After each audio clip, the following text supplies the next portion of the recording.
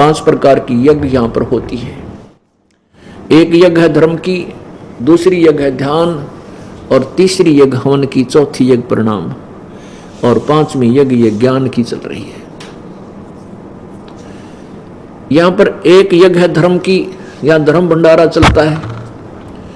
आप किसी भी समय आते हो, रात्रि में, दिन में, दोपहर में, ये सदा व्रत कबीर भगवान का आपको चलता मिलेगा। इस चारद्वारी के अंदर आने के बाद आपको केवल सिमरन सिमरन की चिंता रह जाती है और किसी चीज की नहीं। ये धर्म भंडारा उन पुण्यात्माओं के सहयोग से चलता है, फिर उनको भगवान कितना लाभ देगा। परमात्मा कहते भूखा भोजन देते हैं वो पहुंचेंगे परवान ने। आप जी यहाँ कोई रोटी खाने नहीं आते, खाना खाने नहीं आते, आप भगवान के लिए आते हो। जैसे हम पहले जाते थे, सालासर जाता था ये दास हनुमान की पूजा करने, हनुमान जी की, और वहाँ किसी बूंदी सी मूर्ति, उसकी शकल भी अच्छी कोई ना, ऐसे हो रहे थे हम भ्रमित, और इतनी श्रद्धा थी उसमें। और वहाँ क्या करते थे, होटलों पर अपने पल्ले खाना खाया करते, श्रद्धा की नहीं थी भगवान मिल जाए, लेकिन वो तरीका भगवान मिलने का नहीं था। तो आप यहाँ खाना खाने नहीं आते, आप तो भगवान के लिए आते हो। और फिर आपको ये सुविधा मिल जाए तो आत्मा और खुशी होती है, आशीष देती है, अपने आप आत्मा प्रसन्न हो जाती है। तो वो जो हिलोर उठती है वो पुण्य परमात्मा के उन बच्चों को मिलता है जिनका यहाँ सहयोग से भंडारा चल रहा है। और ये सभी दान, जैसे पंखे लगे हैं, ट्यूब जग रही है, मैट बिछा रखे, शेड बनाया, ये सारा धर्म और पुण्य ही, ये सब पैसा पुण्य से ही बना हुआ होता है। और जिनका इसमें सहयोग है उनको परमात्मा सीने से लगाएगा और उनको इतना देगा गिनती नहीं होगी। एक यज्ञ है धर्म की, ये धर्म भंडारा चल रहा है। दूसरी यज्ञ है ध्यान। यहाँ आने के बाद आपको परमात्मा याद रहता है। चर्चा चलती है तो मालिक की चलती है, एक दूसरे से डिस्कस करते हो। जो पुराने भक्त हैं वो नयों को समझाते हैं, वो भी आपको एक ध्यान यज्ञ होती है, और साथ में या ज्ञान यज्ञ भी होती है। अब ज्ञान यज्ञ के साथ ध्यान का जोड़ है, क्योंकि जो परमात्मा की चर्चा चलेगी उसके अंदर ध्यान भी रहेगा। तो ऐसे एक यज्ञ धर्म की, दूसरी यज्ञ ध्यान, तीसरी यज्ञ हवन की। यहाँ पर ध्यान ऐसे नहीं जैसे 8 योग कर साधना लगाओ 2.5 घंटे सुबह 2.5 घंटे शाम में, वो क्या ध्यान होया? तुम ज्ञान ही पूरा नहीं है उन लोगों का जो ऐसी साधना बताते हैं, उनका ज्ञान ही झूठा है। तो परमात्मा कहते हैं झूठा ज्ञान ध्यान कहाँ लाओ, ये बात बेदा चतुराई। तुम्हारा ज्ञान ही यूजलेस है, तुम्हारी सिद्धांत ही गलत है। तुम ध्यान कहाँ लगाए बैठे हो, क्यों ड्रामा कर रहे हो, वाद विवाद करके चतुरता दिखा रहे हो। हमारा ध्यान है जैसे जो पति भरता पति से राती, आन पुरुष नहीं भावे, बस पी हर में सुरत प्रीतम, ऐसे ध्यान लगावे। अब जैसे बेटी का ब्याह हो गया, जब वो ससुराल से अपने घर आती है तो रहती घर पर है, सारा काम करती है, और ऊपर से कति कोई महसूस नहीं कर सकता, लेकिन उसका ध्यान अपने पति के पास रहता है। कहते हैं इसको ध्यान कर, हमारा ऐसा ध्यान है। तो वो ध्यान है, यह हठ योग वाला ध्यान संतों ने नहीं बताया। कबीर परमात्मा कहते हैं मुझे सो सतगुरु मन भावे, जो आंख ना मुंदे कान ना रुदे ना अनह दुल जावे, जो सहज समाधि बतावे। सहज ध्यान, समाधि माने ध्यान, ये सहज समाधि है। तो यहाँ 5 यज्ञ चलते हैं। तीसरी यज्ञ हवन की, यहाँ पर ये अखंड ज्योत चलेगी 3 दिन तक। एक जो पाठ कराता है उसमें लगभग 1 किलो देसी घी 3 दिन में हवन हो जाता है एक व्यक्ति का। और जो भी कराता है उसका 3 दिन के अंदर उतना ही अलग अलग से ज्योति जला करके उतना घी हवन होता है। ये हवन की यज्ञ है। और चौथी योग प्रणाम, या प्रणाम करते हैं, दंडवत प्रणाम करते हैं, ये भी एक यज्ञ का काम करती है। लेकिन सच्ची श्रद्धा से, हृदय से, न देखा देखी की भक्ति का कोई लाभ नहीं होता। लेकिन 1-2 बार शुरू माता जब तक देखा देखी करे, सारे करें तो मैं भी कर लूं, लेकिन उसका विशेष फिर श्रद्धा बननी चाहिए। कहते हैं जय गोपाल दंडवत कर पैरा पड़ प्रणाम, पर दुआ करो दिल पाक से, वो असला असली सलाम। जय गोपाल दंडवत कर पैरा पड़ प्रणाम, पर दुआ करो दिल पाक से। जय गोपाल बोल ले और चाहे दंडवत प्रणाम कर ले, जाए दिल में श्रद्धा नहीं है, कोई ऐसे का लाभ नहीं। दुआ करो दिल पाक से, सच्चे लगे श्रद्धा से प्रार्थना करो, जो दंडवत प्रणाम करते समय आधीनी भाव से, वो असली सलाम, वो तेरी सही प्रणाम काउंट होगी। और पांचवी यज्ञ है ज्ञान की। अब ये ज्ञान यज्ञ आपको सत्संग के माध्यम से सुनाया जाता है। आपको सत्संग में पहले भी बताया, ये धार्मिक यज्ञ जो हैं ये केवल ग्लूकोज का काम करेंगे, और रोग काटने की का दवाई जो है कैप्सूल और टैबलेट्स या अन्य ट्रीटमेंट सर्जरी, वो उस ग्लूकोज से अलग है। अब ग्लूकोज क्यों आवश्यक है?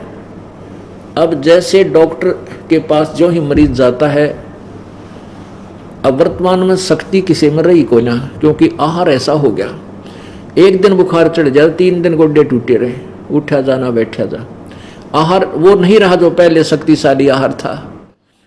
अब दूध बेच दें सारा आहार की तरह, सूखी रोटी खावे फिर डलडा वो कौन सा घी, वनस्पति घी प्रयोग करने लाएंगे, तो एक बुखार में गोड्डे टूट जाए, फिर वो 4 बोतल ग्लूकोज की चढ़े। अब जाती डॉक्टर देखता है कि पहले ग्लूकोज लगा देता है। ग्लूकोज से क्या होता कि शरीर खराब नहीं होता, लेकिन रोग नहीं कटता, शरीर को ताकत मिल जाती है। ताकत की जो है शरीर को ग्लूकोज चढ़ाने से अन्य लाभ होता है शरीर को, लेकिन वो रोग नहीं कटता। जिस रोग से वो वीकनेस आई है, उस रोग के काटने की और टैबलेट्स, मेडिसिन यानी औषधि होती है। ऐसे ही ये जो ग्लूकोज आपके दान के लिए प्रेरित किया जाता है, आप युगों युगों से वीक हो लिए, कति कमजोर हो गए, इतने पुण्य अक्षीण हो गए आपके कि आपको आते ग्लूकोज चढ़ाया जाता है। और फिर ये पहला मंत्र, फिर सतनाम, ये तीनों मंत्र ये हैं वो रोग, जन्म मरण का रोग काटने के ये कैप्सूल हैं, ये अलग से दिए जाते हैं। अब जैसे पुण्यात्माओं पहले जैसे ये मुसलमान धर्म के अंदर 5 बार नमाज करते हैं, ये बुरा नहीं है, अच्छा है, लेकिन कंप्लीट ट्रीटमेंट नहीं है। जैसे हिंदू धर्म के अंदर गीता जी का पाठ या वेदों का कोई मंत्र जाप करते हैं, ये गायत्री मंत्र बनाकर वो नाम ला दिया, यजुर्वेद अध्याय नंबर 36 के मंत्र नंबर 3 का, और उस बार बार उस मंत्र के बार बार रिपीट करने से एक ज्ञान यज्ञ का फल मिलता है, लेकिन मोक्ष नहीं। गायत्री मंत्र ओम नहीं चाहिए उसके साथ लगाना, भूल के भी नहीं लगाना चाहिए, ये अज्ञानियों की बनाई हुई थ्योरी है। जब परमात्मा ने एक मंत्र बोल दिया अपने मुख से, उसके साथ और हम जोड़े हैं तो अपनी नालायक की सिद्ध कर रहे हैं। उतना ही बोलना चाहिए जितना भगवान ने उसमें लिख रखा है। जैसे किसी कंपनी ने एक पिस्टन बना के दे रखा है किसी मोटर गाड़ी का, मोटरसाइकिल का, स्कूटर का, और उसके साथ कोई अपनी समझदारी उसका नट वेल्ड कर देता है, और देखो अब कितना सुंदर बन गया, उसने बिगाड़ दिया, वो किससे काम का ना छोड़ा। वो मंत्र बुरा नहीं, लेकिन इस परमात्मा के उस मंत्र के साथ लगाना परमात्मा की बेइज्जती करना, इंसल्ट करना है। तो उस भूर्भुवः स्वः तत्सवितुर यहां से शुरू होता है। इस मंत्र ना आप 100 बार, लाख बार रिपीट कर दो, क्या लाभ होगा? केवल ज्ञान यज्ञ का। इस मंत्र नहीं, वेद का कोई भी मंत्र, चाहे 5-4 मंत्र इकट्ठे भी आप डेली बोल सकते हो, वो केवल ज्ञान यज्ञ होती है। जैसे गीता जी का एक अध्याय डेली पाठ करने का संकल्प कर लेते हैं कई, तो वो भी एक ज्ञान यज्ञ है। और यज्ञ का फल केवल ग्लूकोज है, मोक्ष नहीं है।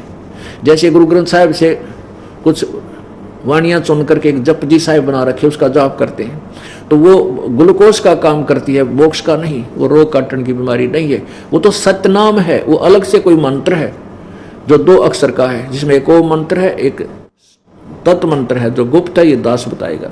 उन दोनों से मिलकर सत्यनाम बनता है, फिर सारनाम दिया जाता है।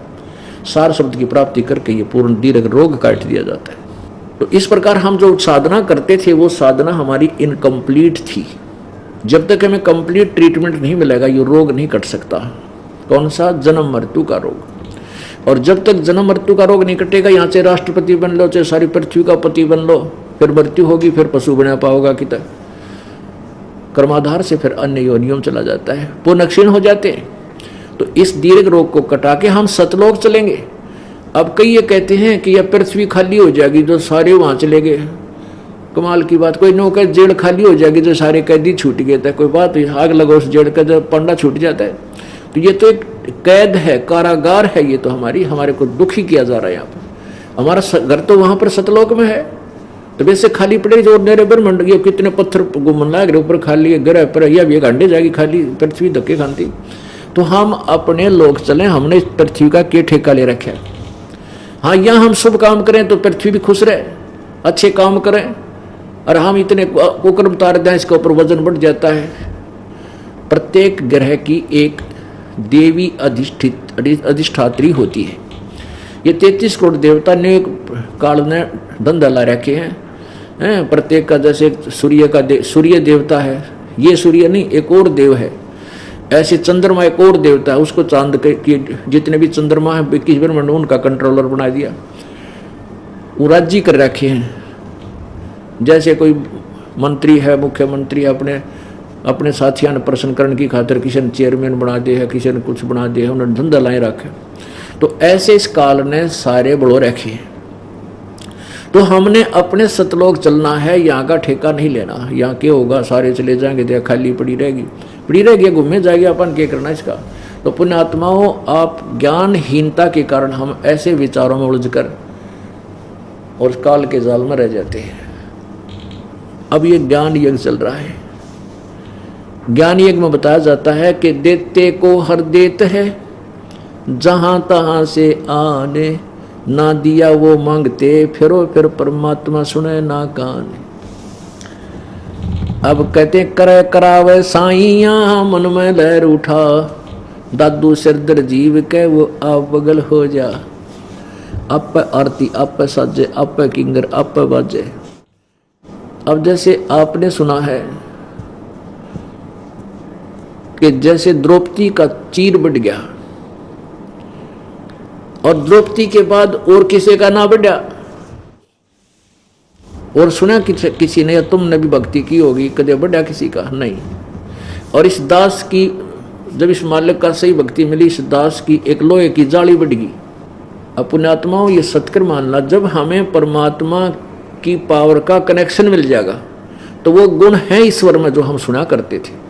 अब बिजली के गुण हम सुनते हैं कि बिजली पंखा चलाती है, अंधेरे को उजाले में बदल देती है, ट्यूब जगती हैं और आटा पीस देती है, और जमीन से पानी ट्यूबवेल चला देती है।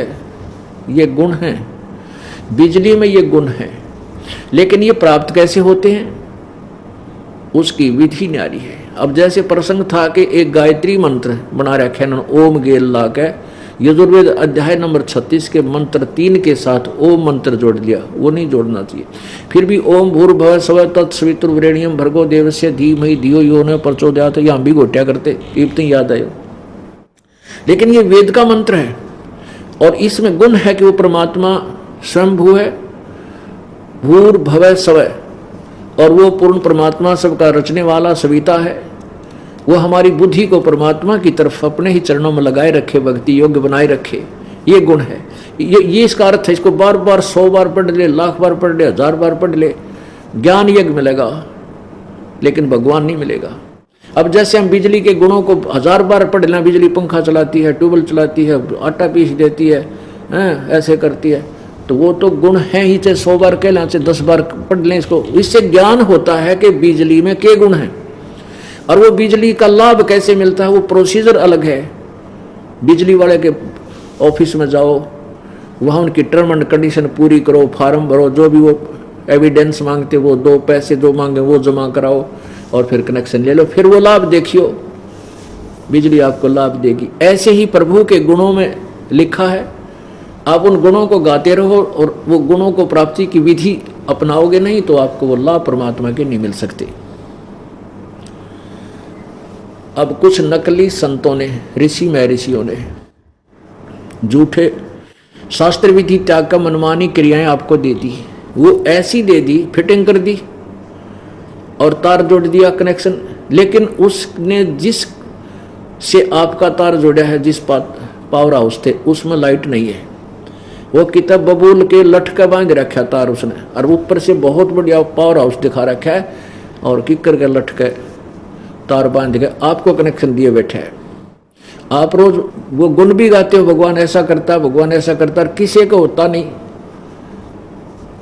किसी के नहीं हो रहा था। अब देखना, आप कनेक्शन लेकर जाओगे, बिजली आपके घर पाओगी।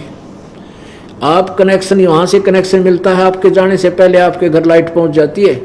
इसी प्रकार आप यहाँ नाम लेकर जाओगे, आपके घर पर भगवान पहुंच जाएंगे, और वहाँ बैठे थारे भूता नर पितरा ने दे लट्ठा उड़ा घर तक काटेंगे पहले आते।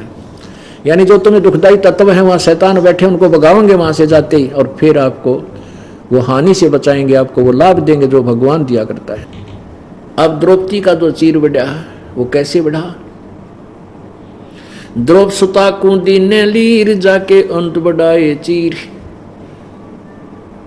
ये द्रौपदी राजा द्रुपद की लड़की थी,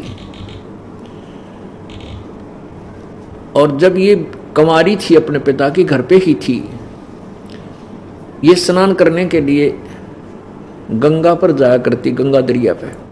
वहां इनके पिता ने अपनी बेटी और रानियों के नहाने के लिए एक सुंदर घाट बना रखा था, और द्रौपदी की काफी सहेली थी। वो हजारों सहेलियों के साथ प्रतिदिन उस गंगा के घाट पर स्नान करने जाया करती थी वक्त से। और परमात्मा को पता है कि मेरी प्यारी आत्मा, क्योंकि हम जो भी यहाँ पदवी पाए हैं, ये सभी परमात्मा कबीर जी की आत्मा है, और हमारे ऊपर आने वाली आपदाओं से बचाने के लिए वो परमात्मा ना जाने कितने कारण बनाता है। अब द्रौपदी के ऊपर जो आपत्ति आनी थी, प्रभु को पता था कि उसका चीर हरण होगा, उसके प्रारब्ध में लिखा था। तो परमेश्वर ने ऐसी लीला की, स्वयं ही एक ब्लाइंड मैन की भूमिका की प्रभु ने। कहते हैं सौ छलछिदर मैं करूं अपने जन के काज, अंधा महात्मा का रूप धारण करके परमात्मा उस गंगा के जल में स्नान करने लग गए। अब यहां हम केवल एक अंधा महात्मा लेकर चलेंगे। सुपात्र को दान किया हुआ प्रफुल्लित होता है, कुपात्र को नहीं। एक अंधा महात्मा था, वो दरिया के किनारे चलता चलता उसने सोची दरिया चल रही है, यहाँ स्नान कर लूं। उसके शरीर पर केवल एक लंगोटी थी, एक कौपीन होती थी, जैसे केवल एक पर्दे के ऊपर के एक 6 इंच 8 इंच का एक कपड़ा, एक तागड़ी, यानी ऐसे एक रस्सी बांध लेते हैं, तागड़ी सी एक धागा सा जहाँ नाड़ा बांधते हैं ऐसे, और उसके केवल एक 6 उंगल का यानी इतनी चौड़ाई का एक कपड़ा बांध लेते हैं अपनी लंगोटी के स्थान पर, और दूसरी लंगोटी थी नहीं। वो स्नान करने लग गए दरिया में। स्नान करते करते उनकी वह लंगोटी टूट गई, खुलगिर वो बहकर चली गई। अब वो महात्मा जी उधर देखा कि लड़कियां आ रही हैं शोर शराबा करती हुई। अब संत ने सोचा कि वे लड़कियां आ गई, यहां मेरे ख्याल में कित आसपास घाट होगा नहाने का।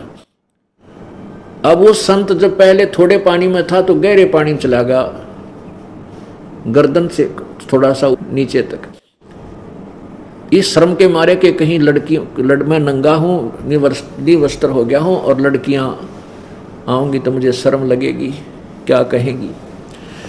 अब क्या देखा कि वो लड़कियां आई, जो घाट वहां से लगभग 100 फुट की दूरी पर था, वो स्नान करने की तैयारी करने लगी। द्रौपदी की नजर उस संत के ऊपर पड़ गई। अब कहते हैं साधु दर्शन राम का मुख पर बसे सुहाग, दर्श उन्हीं को होते हैं जिनके पूर्ण भाग। अब संत परमात्मा का ही स्वरूप माना जाता जो संत होता है। अब जो पुण्यात्मा होती है साधु भक्त को देखकर बड़ी प्रसन्न होती है और सोचता है कि मैं इनसे बात करूंगा, भगवान की सब चर्चा करूंगा। अब द्रौपदी के मन में आई कि साधु है, स्नान कर रहा है, और हम भी नहा लेती हैं जल्दी सी, फिर महात्मा के साथ परमात्मा की चर्चा करेंगे, इनसे प्रभु के विषय में जानकारी प्राप्त करेंगे। अब द्रौपदी स्नान करने लगी। स्नान स्नून करके जब वह बाहर आई, खूब नहाई धोई, नदी में खूब उछल कूद करी, वह भूल भाल गई। वह फिर आध घंटे में जब नहा धोकर बाहर निकली तब उसको फिर साधु दिखाई दिया। वो हो महाराज जी तो अभी नहा ही रहा है, बाहर आया नहीं है। फिर उसने ध्यान से देखा कि महात्मा नहा नहीं रहा है, ये तो कोई वस्तु ढूंढ रहा है, जैसे हाथ मार रहा है। फिर उसने देखा कि महात्मा जी तो निवस्त्र है और बाहर कोई वस्त्र है नहीं, ये शर्म के मारे बाहर नहीं निकल रहा, इसके पास कोई कपड़ा को नहीं। तो द्रौपदी ने क्या किया, अब देखो पुण्यात्माओं, इसको कहते हैं ज्ञान, और कहते हैं बैराग नाम है त्याग का 5-25 माह। अब कहते हैं काम क्रोध लोभ मोह अहंकार, ये जो पांचों हैं, इनकी दिशा बदल ले। हम लोभ करें तो ऐसा करें, कैसे करें। अब द्रौपदी ने देखा महात्मा निवस्त्र है, और उसको ज्ञान इतना तो पता ही था कि मैं धर्म करूंगी तो मुझे मिलेगा, नहीं तो वो अपनी सहेलियों को भी कह सकती, नौकरानियों को भी कह सकती थी कि इसको एक साड़ी का टुकड़ा दे दो महात्मा को।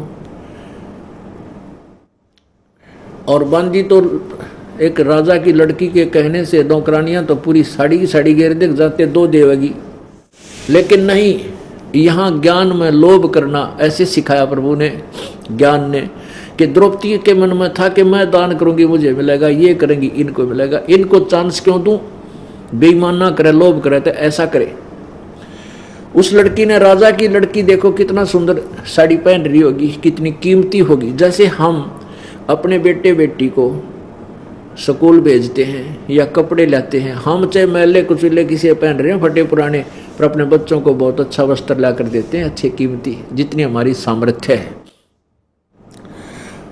तो ऐसे राजा की लड़की की कितनी सुंदर साड़ी होगी, कितनी कीमती होगी। लड़की ने आव देखा ना ताव देखा, अपनी साड़ी में तो एक बिलात, एक गट यानी 8-9 इंच का कपड़ा नो पड़ा, एक लीर सी, और दरिया में डाल दी कि महाराज जी का हाथ लग जाए, क्योंकि वो जिधर जल जा रहा था बहता हुआ, उस साइड में 100 फुट नीचे था, नहा रहा था जल में।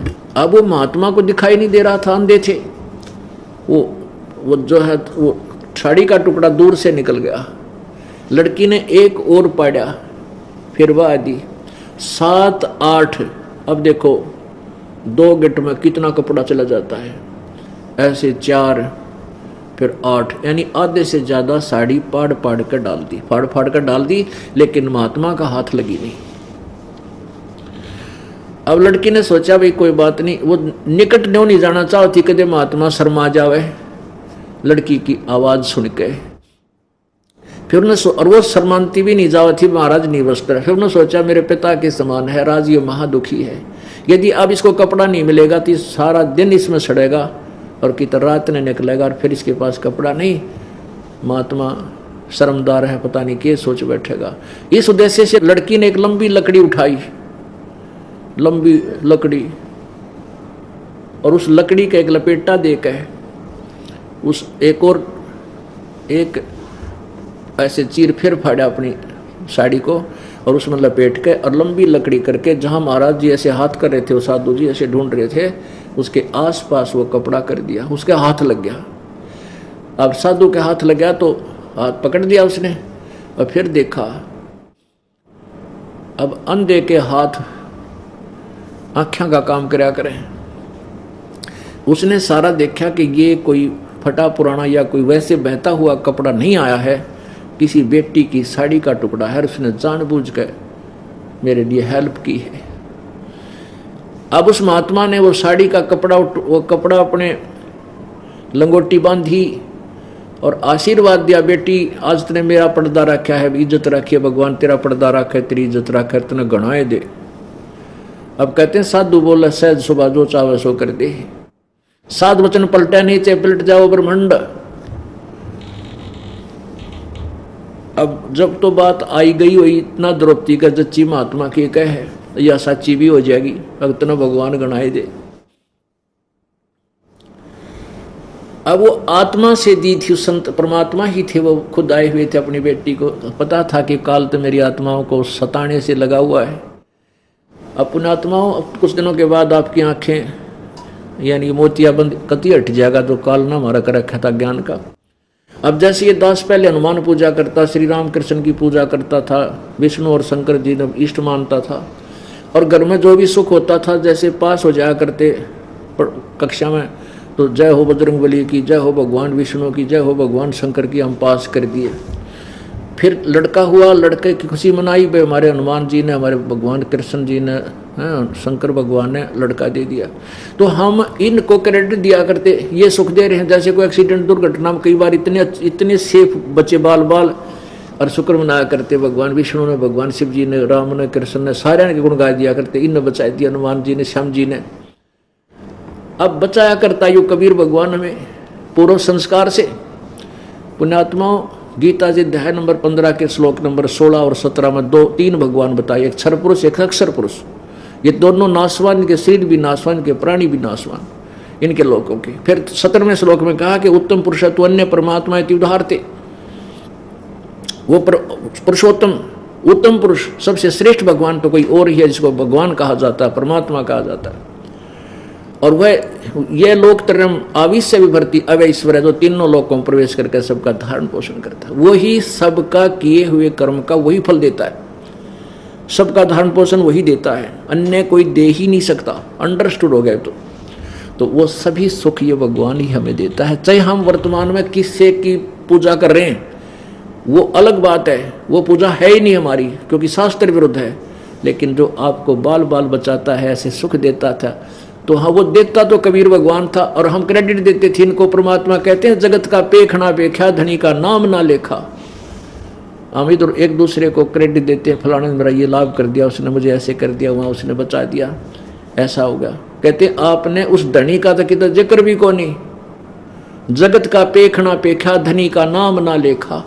उसका पूर्ण परमात्मा जो हमें सुख दे रहा था, हमारे पूर्व जन्म के संस्कारों को भी वही सुचारू रूप से देता है, बचाव करता है। उसका कितना नाम भी नहीं था, लेखा भी नहीं था। तो द्रौपदी अपने घर आ गई। फिर कुछ दिनों के बाद उसका ब्याह हो गया। फिर एक समय संस्कारवश कौरव पांडव ने जुआ खेला, द्रौपदी सारा राज्य जिता दिया युधिष्ठिर ने, और अपनी पत्नी भी दांव पर लगा दी। अब इन कथाओं को, महाभारत जैसे कथाओं को हम सहर्ष सुना और पढ़ा करते। एक पढ़ने की कथा है कि ये महापुरुष थे जिसने अपनी पत्नी दांव पर लगा दी, उनकी अकल मारी गई। बताओ उनको के था महात्मा का, मर के उनको सूरवीर बताओ, इतनी मंदबुद्धि के लोग, के जरूरत थी जुआ खेलने की। और फिर पत्नी दांव पर लगा दी, फिर भी ना डटा गया। ऐसी बेहुदी कथाओं को सुनकर हम सारा अपना जीवन बर्बाद किया करते, सोचा करते कोई धार्मिक ग्रंथ पढ़ रहे हैं। ये कोई धार्मिक ग्रंथ है? धार्मिक ग्रंथ ये है कबीर परमात्मा की वाणी, आनंद अंदर से आत्मा गदगद हो जाती है। ये कहानियां परमेश्वर के। तो क्या हुआ कि द्रौपदी को दांव पर लगा दिया। एक बार युधिष्ठिर ने एक शीश महल बनाया था शीशे का, और द्रौपदी पानी लेकर आई थी जल भर के, और दुर्योधन का आना हो गया घर में। उसने शीशा ना दिखा, टक्कर लगी उसकी, और एकदम वो पीछे न गिर गया। अब जैसे मजाक कर लेती हैं। अब द्रौपदी का वो देवर लगा था, छोटा भाई था युधिष्ठिर से, तो उसने हंसी मजाक में कह दिया अंधों का अंधे होया करें। ये आम पहले मतलब मजाक आम आदमी कर लिया करते थे ऐसे, लेकिन दुशासन दुष्ट आत्मा था, उस बात का बड़ा दुख मान गया और मन मन में सोच लिया कि तुझे मजा दिखाऊंगा, चखाऊंगा, अंधा का अंधे हैं या आंखों वाले हैं। उस प्रतिशोध के कारण जब द्रौपदी को जुए में जीत लिया युधिष्ठिर से, दुर्योधन ने अपने भाई दुशासन से कहा कि जा उस द्रौपदी को ला पकड़ के उसके बाल पकड़ के घसीट कर ला। उससे पहले नौकरानी भागी गई कि द्रौपदी बात बिगड़ गई, आपको जुए में हरा दिया, आपको जुए में जीत लिया दुर्योधन ने, और उसने कहा है कि द्रौपदी को लाओ और सभा में नंगी करूंगा। अब द्रौपदी कहती है कि हे बावड़ी, क्या बात कर रही है तू? सभा में कौन कौन है वहां पर? कि 500 पांडव बैठे हैं, और भीष्म पितामह है, द्रोणाचार्य और कर्ण आदि भी विद्यमान है, चाचा विदुर भी है। फिर द्रौपदी बोली ऐसी सभा में ऐसा जुल्म होया करे, तेरा दिमाग खराब है, नंगी क्यों करेंगे मेरे को। अब देख लिए उनकी नीयत खराब है। अब इतनी बात हो रही थी, इतने दुशासन पहुंच गया कि आजा अब तुझे मजा चखाएंगे, हम अंधे हैं आंखों वाले, तुझे दिखाएंगे। अब द्रौपदी के बाल पकड़ के घसीट के लेकर चल पड़ा। अब पहले द्रौपदी ने यह सोचा था कि मेरे 500 पांडव बैठे बकल तार देंगे जब मेरा हाथ ला दिया था। और फिर दूसरा देखा था वहां भीष्म पितामह जैसे महापुरुष बैठे, कर्ण जैसे योद्धा और द्रोणाचार्य जैसे गुरु बैठे, और चाचा विदुर जैसे सहनशील व्यक्ति बैठे। वहां ऐसी गड़बड़ हो सकती है, ये नहीं होने देंगे। अब जब वहां जाकर देखा उसने, द्रौपदी ने, और दुशासन ने कहा कि हम तो अंधे हैं भाई, हम अंधे हैं। द्रौपदी ने कहा था अंधा का अंधे होया करें, जन्म लेते हैं। क्योंकि धृतराष्ट्र तो दुर्योधन के पिताजी वो जन्मजात अंधे थे। तो कहने लगा हम तो अंधे हैं भाई, द्रौपदी ने नंगी करांगे भी यहाँ सभा में, हमने दिखा थोड़ा ही है, इसकी क्या बेइज्जती होगी। अब द्रौपदी ने सोचा ये तो बात बिगड़ेगी सचमुच, ये तो काम बिगाड़ेंगे। फिर उसने देखा अपने 500 पांडवों की तरफ, उन नीचे ने गर्दन कर ली क्योंकि हार चुके थे। फिर उसने देखा भीष्म पितामह द्रोणाचार्य और कर्ण की तरफ, उन्होंने भी नीचे गर्दन कर ली, कोई सहारा देने को तैयार नहीं। विदुर की तरफ देखा, जब विदुर खड़ा हुआ, विदुर ने कहा कि भले मनसो दुर्योधन, कुछ विवेक से काम ले बेटा, तुम किसकी इज्जत, किसकी बेइज्जती कर रहे हो? अपने भाई की पत्नी को सरेआम तो नंगा करने जा रहा है, तो अपनी बेइज्जती खुद कर रहा है। एक कुल एक परिवारा, विदुर कहे ये बंधु थारा, एक कुल एक परिवारा। विदुर के मुख पर लगा थपेड़ा कि तू तो है इन पांडवों का चेहरा। अब दुशासन ने अपने चाचा विदुर का थप्पड़ मारा, ने बोला तू तो इनका चमचा है, पांडवा का इन्हीं की ओर बोलता सदा। और विदुर ने कहा था कि ये तुम्हारा भाई है, एक का कुल थारा, एक का परिवार, किसकी बेइज्जती कर रहे हो नालायक को, ये क्यों गलती करते हो, ऐसा मत करो। विदुर के मुख पर लगा थपेड़ा, तू तो है पांडवों का चेहरा, तू तो है बांदी का जाया। ये सब दुशासन ने कहे, तू तो बंदी ते पैदा हुआ था, बंदी का ना गुलाम, इसलिए गुलाम वाली बात करे है। तो इस पॉइंट पे भीष्म, द्रोण और कर्ण मुस्काया, और तेरा गजब भैया, ये देख लो हमारे पंचायती। भीष्म पितामह द्रोणाचार्य और वो गुरु और कर्ण जैसे योद्धा, उन्हें धमकाना चाहिए था उस नालायक दुशासन को, खबरदार चाचा पात उठा दिया, नीच तने जुल्म कर दिया। और उन तीनों में से एक भी खड़ा हो जाता, इतने सूरवीर थे वो। दुशासन के हिम्मत नहीं थी द्रौपदी तक उंगली कर दे, लेकिन दुशासन के मलिन अन्न को खाकर उनकी बुद्धि भ्रष्ट हो गई थी तीनों की, भीष्म पितामह द्रोणाचार्य और कर्ण की। जब दुशासन ने यह शब्द कहा कि तू तो है बांदी का जाया, भीष्म पितामह और कर्ण मुस्काया, कर्ण आसन लागे दांदरे का डंडा गया। अरे थरा गजब भैया, तुम पंचायती हो। विदुर उठकर चला गया। ये एक सच्चे पंचायती की नीति होनी चाहिए, कहे तो सत्य कहे, नहीं माना तो सभा त्याग देनी चाहिए, अन्याय को देखना नहीं चाहिए।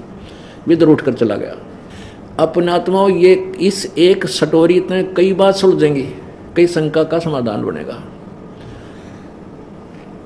एक तो ये बनेगा कि देते को हर देत है जहां तहां से आण, जिसने दान किया उसको भगवान अवश्य देगा, कोई कारण बनावे। और जिनने दान नहीं किया वो मांगते फिरियो साहिब सुने नहीं कान। ये कागज चुगड़ियाँ अंडे हैं, भिखारी दिए बाबा कोई नहीं छोड़ता, चल चल। और जिनने दान कर रखा है, कार कोठियों में चलते हैं, हेलीकॉप्टरों में चलते हैं, समय पर रोटियां मिली हैं, ठीक मिली है, तो नहीं दिया वो मांगते फिरियो पे परमात्मा नहीं सुनता है।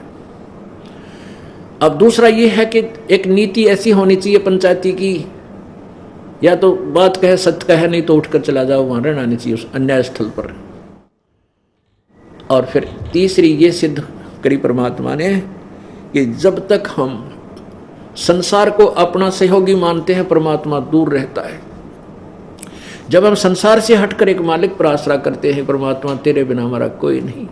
जब द्रौपदी ने देखा कि तो सब बंधे पड़े हैं, भीष्म पितामह द्रोणाचार्य और कर्ण की आज ये नीति, दांतरे निकाल रहे, हंस रहे हैं, इन्होंने मेरी इज्जत की चिंता नहीं और यहाँ बैठे हरियो नंगी करने को तैयार हो गया है, तो उनकी क्या नीयत होगी आप सोच सकते हैं, उनके दिल में कितना दोष बना होगा। नहीं तो किसी लड़की को नंगा कर ना बोला तो उठ कर चला जाना चाहिए, अगर उन्हें शर्म थी तो। उनके दिल में दोष था। अब तब द्रौपदी उधर पांडवों की तरफ देखा, वो 5 नौकर गए नीचे ने, क्योंकि वो हार चुके, बंधन मर्यादा में बंध गए। अब परमात्मा कहते बंधे से बंधा मिला छूटे कौन उपाय, और कर बंदगी निर्बंध की वो पल में दे छुड़ाए। अब जैसे 4-5 व्यक्ति न्यो बांध रखे 5-6 तात करके किसी वृक्षों के, और एक बंदे हवा दूसरे ने कहता तू मुझे खोल दे, वो कहता मुझे खोल दे, वो नहीं खोल सकते। वो तो निर्बंध आवे, जो बंधा ना हो उन सब के बंधन खोलकर चालता करते। तो केवल एक कबीर परमात्मा है जो निर्बंध है, और बाकी जितने यहाँ के भगवान हैं ये भी बंधन मर्यादा में बंधे हुए, इनसे आगे नहीं चल सकते, ये कर्म दंड को नहीं काट सकते। तब द्रौपदी ने पुकार की थी हृदय से, हे भगवान आज तेरे बिना मेरा कोई नहीं, आज अपनी दासी की इज्जत तेरे हाथ में है प्रभु। अपने आत्माओं, परमात्मा कबीर जी जो है ये बहुत लीला करके हमारी भक्ति को बनाए रखता है। द्रौपदी श्री कृष्ण जी से उपदेश लिए हुई थी, श्री कृष्ण गुरु था पांडवों का। अब द्रौपदी ने अपने कृष्ण भगवान को याद, कृष्ण गुरुदेव को याद किया। अब क्या होता है कि जैसे जगह जगह कितनी आपदाएं आती हैं बहन बेटी भाइयों पर, सभी आखिर में भगवान ने याद करते हैं, लेकिन उनको लाभ नहीं मिलता। अब ये लाभ कैसे मिला द्रौपदी को कि द्रौपदी ने पहले वो पुण्य कर रखा था, और जब तक मन बोल रहा है, मन चाहे तो परमेश्वर नहीं सुनता, क्योंकि मन काल का दूत है। जब आत्मा रोती है तब ये 1 सेकंड में पहुंच जाता है, सेकंड के भी कुछ अंश में। अब यहाँ से क्या होता है, जैसे आत्मा जब रोती है पुकार करती है प्रभु की, तो यहाँ की इसकी पुकार रिफ्लेक्ट होकर के धर्मराज के दरबार में जाती है, न्यायाधीश की। वहाँ उसके दरबार में जाती है, उसकी वो फ्लोपी वो सीडी खुल जाती है पुण्यों वाली, और धर्मराज देखता कि इस आत्मा के ऊपर आपत्ति है, इसका कोई पुण्य है जिससे मैं इसकी मदद कर सकूं। तो उसमें क्या देखा कि द्रौपदी एक महापुरुष अंधे को और निस्वार्थ भाव से दान कर रही है, और कपड़ा दान किया। और इस संत को दिया हुआ दान तो इतना दिया जा सकता है कि कितना कर दें उतना भी कम है। अपने आत्मा वो कहते हैं कर सोशल छिद्र मैं करूं अपने जन के काज, वो परमेश्वर स्वयं आए हुए थे, उनको दिया हुआ दान तो धर्मराज के दरबार में ढेर लिखा हुआ था, उसका इतना प्रतिफल बन गया। तो उसी समय वहां से क्या हुआ कि वहां जहां हमारे यहाँ से आत्मा की पुकार धर्मराज के दरबार में गई, वहां से रिफ्लेक्ट होकर के वो जिस पर वो गुरु रूप में आश्रित होती है वहां पहुंचती है, और वहां से फिर परमात्मा ही उसका रूप बना करके कबीर देव और आके मदद करता है। अब ये एक विधान बना रखा परमात्मा ने, उस विधान को भी वही अपने को सारे को निभाता हुआ हमारी मदद करता है। अब वहां श्री कृष्ण जी अपने घर में अपनी पत्नी रुक्मणी के साथ शतरंज खेल रहा था। तुम ना खेलियो, कदे ने सोचो भगवान खेला करता तुम भी खेलने लग जाओ, नहीं, वो तो अलग काम था उनका। एक उदाहरण दिया जा रहा है कि वो शतरंज खेल रहा था अपनी पत्नी के साथ, और शतरंज में ऐसे डालते हैं, कोई कदे कच्चे 18 बोले जाते हैं, कदे 9 बोले जाते हैं।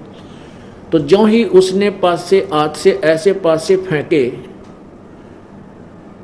से ऐसे फेंके, अंदर से परमात्मा की प्रेरणा एकदम हाथ आकड़ गया, जैसे भूत आ जाया करें ऐसे, और ऐसे करके कृष्ण जी बोला अनंत अनंत अनंत। अब रुक्मणी कर पकड़ा मुस्काई, अनंत कहा वो को समझाई कि ये अनंत अनंत क्यों के कर रहे हो तुम, मुझे बताओ, आपने पास से डाले हैं, इसका बोल कच्चे 12 हैं पक्के 18 हैं क्योंकि ये बोल। तो कृष्ण जी के कह रहा है कि दुशासन ने द्रौपदी पकड़ी और हमरी भक्ति सकल में से करी, जय हमरी भक्त बिछोड़ी होई, हमरा नाम न लेवे कोई। अब कृष्ण तो वहां पासे खेल रहा है, तंदेही से पासा डारी पहुंचे सूक्ष्म रूप मुरारी। वो कबीर परमात्मा मुरारी माने जो राक्षसों का नाश करता है। कर्म सबसे बड़ा दुख राक्षस हमारे कर्म है, इन पाप कर्मों का भी अरि यानी शत्रु कबीर भगवान है। अब कृष्ण तो वहां खेल रहा है, वो सूक्ष्म रूप धारण करके परमात्मा कहते हैं क्रय करावे साइया मन में लहर उठा और दादू सरदर जीव का वो आप बगल हो जा। आप सामने नहीं आता परमात्मा। भक्ति की आस्था बनाए रखने के लिए कि गुरु मर्यादा भी रहनी चाहिए, नहीं तो बर्बाद हो जाएगी, भक्ति काल बर्बाद कर दिया। इसलिए परमात्मा उस सारी स्थिति को सूझबूझ से सोच समझ कर करता हुआ इस भक्ति की गाड़ी को इस बिचली पीढ़ी तक खींच कर लाता है ताकि अब ये पार हो सके। तो उसी समय वहां से परमात्मा कबीर जी सूक्ष्म रूप बनाकर पूर्ण ब्रह्मा पहुंचे सूक्ष्म रूप मुरारी खेचत खेचत खेच कर शीशा सिर पर बैठे हैं जगदीशा। द्रौपद सुता को दीने लीर, द्रौपद सुता द्रौपदी की बेटी ने यानी द्रौपद राजा की बेटी द्रौपदी ने द्रौपद सुता को दीने लीर जाके अंत बढ़ाए चीर। खेचत खेचत खेच कर शीशा सिर पर बैठे हैं जगदीशा।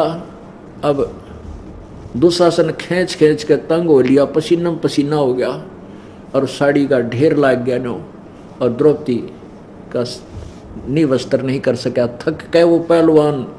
दुशासन कहते 1000 हाथियों का ताकत का आदमी था और थक कर बैठ गया नो। क्रोध मनु कहता देखो इसकी बेइज्जती करूंगा, लेकिन जिस पर मालिक राजी है कौन बिगाड़ दे उसका। नहीं फिर भगवान है ही नहीं, मिथ्या हो जाती भगवान की कथाएं। लेकिन नहीं, भगवान ने अपनी स्थिति को बराबर रखा है। अब कुछ दिनों के अब बात खत्म हुई, हार के बैठ गए एक लोग मुंह लटका के, द्रौपदी काट कर उस चीर ने अपना चली गई अपने महल को। अब पुण्यात्माओं कुछ दिनों के बाद श्री कृष्ण जी आए। श्री कृष्ण जी को पता भी कोई ना क्या हो गया। जब द्रौपदी ने आकर बताया कि परमात्मा आपने मेरी इज्जत रख दी, ऐसे ऐसे कहानी हो गई थी, मेरे को बेइज्जती करे थे और आपने मेरे निरे चीर बढ़ा दिए। अब पुण्यात्मा विचार करना, इस दास के रूप में परमेश्वर कबीर जी आपके घरों में हजारों संख्या की गिनती करा दूं, उनके घर जाके आप आए थे, सामने हमने दिखे, ये आशीर्वाद देगी और हमारा ये लाभ हो गया। अब दास को क्रेडिट देता करता कबीर भगवान है। ऐसे ही उस कृष्ण को पता नहीं और परमेश्वर आकर कर गए सारा काम। अब कृष्ण जी को पता चला कि हे परमात्मा, द्रौपदी कहती है कि आपने मेरी इज्जत रख दी परमात्मा। अब द्रौपदी पूछती है कि मेरे कौन से कर्म का फल था भगवान। अब कबीर परमात्मा ने कृष्ण जी को दिव्य दृष्टि दे दी कि इस बेटी का पेटा भर जा, और इसके मुख से सुनकर औरों को भी दृढ़ विश्वास हो कि कौन से पुण्य का इसको लाभ मिला। जब कृष्ण जी को पिछली वो सीन देखा कि द्रौपदी तो एक बार जब ब्याही भी ना थी, तेरा विवाह नहीं हुआ था, उस समय आपने एक अंधे महात्मा को ऐसे साड़ी पाड़ के डाली थी, 7-8 कोपिन तन, वैसे बैग ही नहीं हाथ लगा, फिर लंबी लकड़ी का लपेटा दे करके उसके हाथ के निकट किया था। उस संत को दिए हुए उस एक बिलात के टुकड़े का 9 इंच टुकड़े का प्रतिफल है ये, इसे महापुरुष को तने दान कर रखा है। अब द्रौपदी कहती है हे भगवान, हे परमात्मा, जब मुझे पहले नो भी पता होता ये महापुरुष ऐसे हैं तो ना जाने उसको के दान कर देती। एक लीर के कारण मेरे हो गए चीर अपार, जब मैं पहले जानती तो सर्वस्व देती वार। अपने आत्माओं, आपको वो समय मिल गया ये दान धर्म करने का। पहले तो आप वैसे कुरडियां पे गेरो थे, कहीं दान भी करो थे, वो यूजलेस था, क्योंकि कुपात्र को दिया हुआ दान कभी नहीं फल सकता। अब आपको वो सुपात्र मिल गया है, वो यथार्थ भक्ति विधि मिल गई है। अब परमात्मा कहते समझा है तो सिर दर पाओ और नहीं रे ऐसा दाओ। अब जब आपके समझ में आ गया कि ऐसा संत नहीं, ऐसा मार्ग नहीं, ऐसा भगवान नहीं, और फिर बार बार ये मनुष्य जीवन नहीं, और अब भी आप भक्ति नहीं करोगे, ये साधना नहीं कर पाओगे, हाथ से नहीं छोड़ पाओगे, तो फिर बहुत पछताओगे। समझा है तो सिर धर पाओ, जब तेरे समझ में आ गई पीछा छुटवाना इस काल तय, सिर पर पाँव रखना, बहुत तेज दौड़ना, यानी इस भक्ति मार्ग में दान धर्म भक्ति समन अपना नित्य कर्म में इतनी स्पीड तो चल पड़ जैसे सिर पर पाँव धर के पता नहीं सांस का के बेरा कै दिन का है। नहीं भरोसा देही का ये बिन सजावे पल माही, श्वास उसास सुमन करो और यतन कछु नाही। तो परमात्मा कहते हैं समझा है तो सिर दर पाऊं। यदि तू समझ गया इस कहानी को तो स्पीड खींच दे भगवान की भक्ति की, सिमरन की, भूल जा सारे संसार को और समर्पण कर भगवान को। देख फिर रंग कुछ ही दिनों में आपके घर में कितना सुख होता है, आपका मोक्ष होगा, परमात्मा प्राप्ति होगी।